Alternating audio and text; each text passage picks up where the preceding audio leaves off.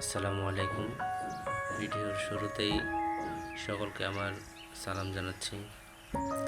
আপনারা যারা সিলেট শহরে ঘুরতে আসবেন, অবশ্যই সিলেট ধোপাদিঘির পার ওয়াকওয়েতে ঘুরে যাবেন। অসম্ভব সুন্দর একটি মনোমুগ্ধকর পরিবেশ, অনেক সুন্দর একটি জায়গা, আপনার পরিবার নিয়ে ঘোরার মতো একটি জায়গা। এখানে আপনি একটি ছোট্ট গ্রামের ফিল নিতে পারবেন।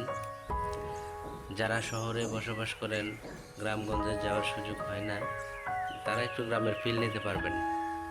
অনেক দিন যাবৎ নৌকা চালানো হয় না, তাই হুট করেই একটি নৌকা ভাড়া করে নিলাম আর চলে গেলাম সেই পুরনো স্মৃতি। আগে যে বন্ধু বান্ধব নিয়ে বিলের মধ্যে শহরের মধ্যে নৌকা চালাতাম, সেই ফিলটা একটু একটু করে অনুভব হচ্ছে।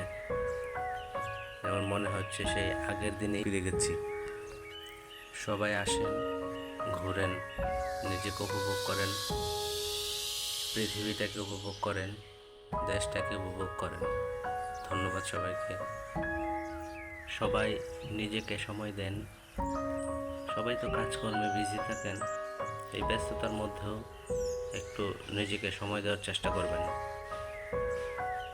হ্যাঁ, দেশটাকে দেখবেন, দেশের আনাচে কানাচে কী কী আছে দেখবেন।